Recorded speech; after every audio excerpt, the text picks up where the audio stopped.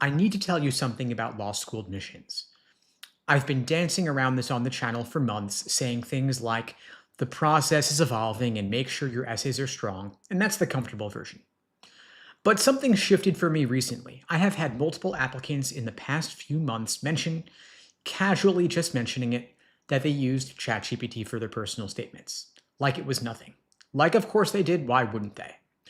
And in that same stretch, I found out that some of the schools they were applying to were using AI on the other end to read the essays, to score them without telling anybody.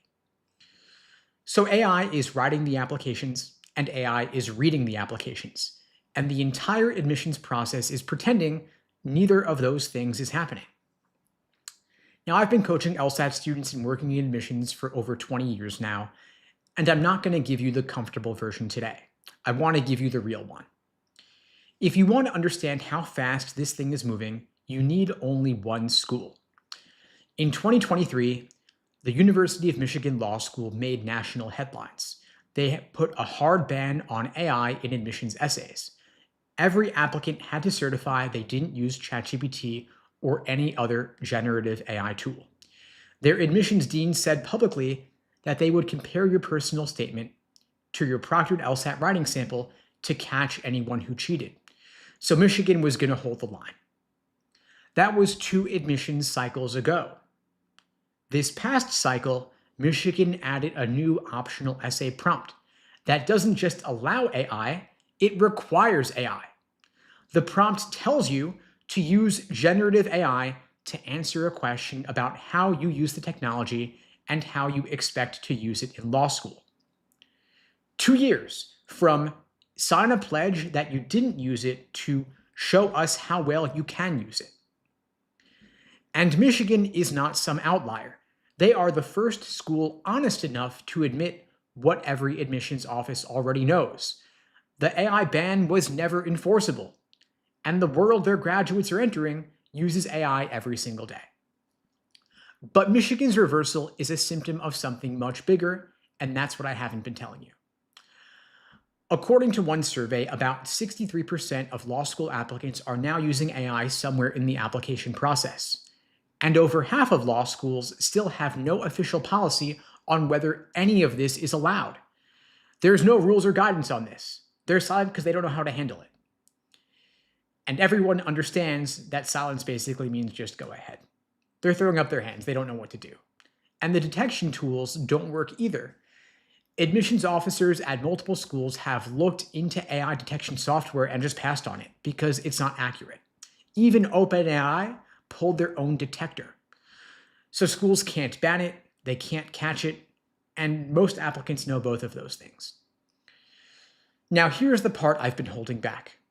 While schools are telling you not to use AI on your essay, a growing number of them are using AI to read your essays. UNC Chapel Hill is the clearest example. They had been running applicants' essays through an AI scoring system for years since 2019, before ChatGPT came out. They had spent nearly $200,000 developing the technology. And they didn't tell applicants, they didn't disclose it anywhere. Their own student newspaper had to break the story. And of course, when it came out, the backlash was immediate from parents and applicants and current students. Of course, the school scrambled to rewrite their admissions website, clarifying that humans still make all the final decisions, but of course, AI is still in the process. So they didn't stop doing it, they just got louder about the supposed human element here. And of course, they're not alone. Virginia Tech just launched a system that pairs an AI essay reader with a human reviewer for every application. About half of admissions offices are already using AI somewhere in the review process. But here's the quote that should stick with you. Virginia Tech's vice president of enrollment said other schools have been calling him interested in using the technology themselves, but they're scared of the backlash, of course. And his exact words, and I quote here, "You roll this out, we're watching you, and we'll see how everyone's reacting." So that's not one school doing something unusual, it's dozens of schools waiting for cover. And about 89% of pre-law students said in one survey that if schools are using AI to evaluate applications, they should say so. But of course, right now, most schools don't disclose it. So applicants are using AI to write, schools are using AI to read, and neither side's really being honest about it, and nobody has a reliable way to verify anything. That's not an admissions process with a technology problem, it's a trust crisis everywhere.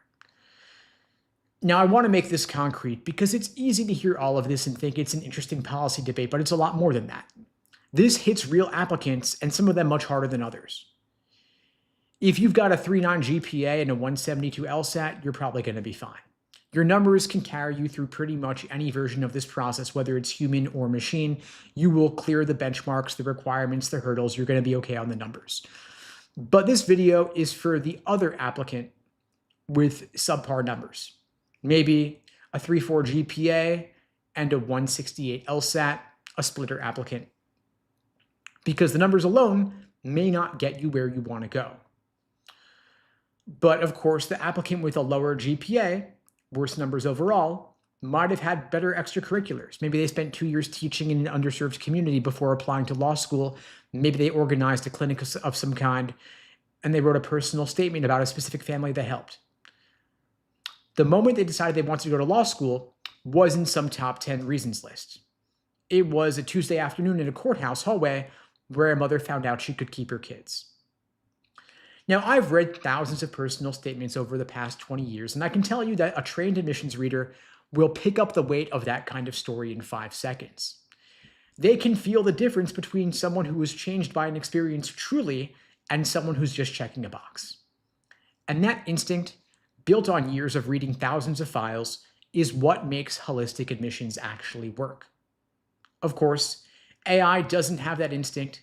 It can pick up keywords, it can scan for grammar and structure, but it's not going to be able to feel the difference between a transformational experience and a resume line that's just filling space.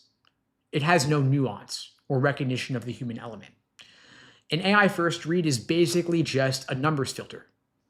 And a numbers filter is honestly the worst possible experience or outcome for anyone whose story is the strongest part of their application. If you're a splitter or a reverse splitter, a first-gen applicant, a career changer, anybody who needs a human being to look at their file and say, this person is more than their numbers. And if you're that person, this is the most important thing happening in admissions right now, and almost nobody's talking about it. So if the essay is losing credibility, if the people writing essays and the people reading them are both using AI, and nobody can verify anything, what's left? What is the single factor everyone can still trust? Because your application essays could still be AI. Your letters of rec themselves are more and more AI written. Your resume is pretty easy to polish with a chatbot in 10 seconds. Duke already got rid of numerical essay ratings, and one of the reasons they gave was the rise of generative AI. That's a top law school saying out loud they can no longer confidently score what they've been scoring for decades. There is only one thing on your application that cannot be faked. The thing you did in a testing center, on a proctored exam, under timed conditions, with your identity verified. It's the LSAT. And LSAC made this point themselves.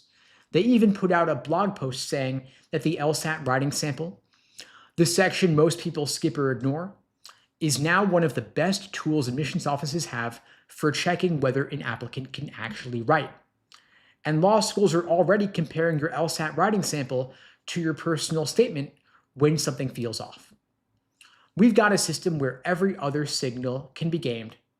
And so the signal that happens under controlled conditions, proctored, becomes the most trusted thing in your file. Now I want to pause here because I know what some of you are thinking. I run an LSAT prep company. Of course, I'm going to tell you the LSAT matters more now. And that's fair. Of course, I benefit when people invest in their LSAT prep. And that's my business. I'm not going to pretend otherwise. But I'd rather tell you something useful that I benefit from than tell you something comforting that leaves you blind. And everything I just told you is true. And none of it is a reason to panic. Because here's what's happening on the ground right now for real. In a cycle where a huge chunk of the essays in the pile are AI assisted, an authentically human personal statement stands out more, not less. And that's new. It didn't used to be a competitive advantage, but it is now. The schools that still do genuine holistic review, and it's questionable how many actually do, of course. They are staffed by human readers who can tell the difference. Admissions can spot an AI essay in the first paragraph, but when they find a real one, it gets a real read, and that still happens every single day, but it only happens if you give them something real to find. Now, most applicants don't know any of what I just told you. They're going to apply on autopilot. They're going to let AI write them something generic and hope for the best. But you now know all of that, and so you have an advantage. Take advantage of it, use it. Remember that, first and foremost, your LSAT score is still the single most trusted signal on your application. It is the one thing that happened in a controlled environment. And in a world where everything else is getting harder to verify, that makes it more valuable than it's been in years. So I want you to invest in your LSAT prep accordingly, take it seriously, diagnose your actual weaknesses, get practice under realistic timed conditions, and get real feedback. A few more points at the top of your range can mean well over $100,000 in scholarship money. Second, I want you to write a personal statement that only you could have written. Specific, not overly polished, not optimized, make it real. With details that no chatbot would ever generate because no chatbot has lived your life. If you were in the courthouse hallway on a Tuesday afternoon and had a moment that changed what you wanted out of your life, out of your career, because in a cycle where half of the essays in the pile read the same, the one that reads like a human being is one that gets a second look. Now, if you are a splitter or a reverse splitter, you want to build your entire strategy around making your story impossible to dismiss. Because the only thing protecting you from an AI numbers filter is a human reader who can see what your stats don't show, so make sure there is something for them to see. And this one might surprise you, but take your LSAT writing sample seriously, even though it's not currently scored. I know most people think of it as an afterthought, but schools are now comparing it to your personal statement. And so if your writing sample reads like a C- and your personal statement reads like an A+, that's a red flag. You want to make them match. Now, of course, in 2026, the admissions process is changing faster than most people realize. But if you understand the new rules, you're going to come out way ahead. The people I mentioned at the beginning who told me they used ChatGPT on their personal statement like it was nothing, I don't think they're bad people, but I think they're responding rationally to a system that has stopped making sense. But being rational doesn't mean you're being smart, not in this application cycle. The smart move right now is to be the person who doesn't need AI to carry your application. You want your LSAT score to speak for itself. And you want your application essays to be written by only someone who could have actually lived that experience. And in a system that's losing its ability to tell what's real, being undeniably real is the biggest edge you can have.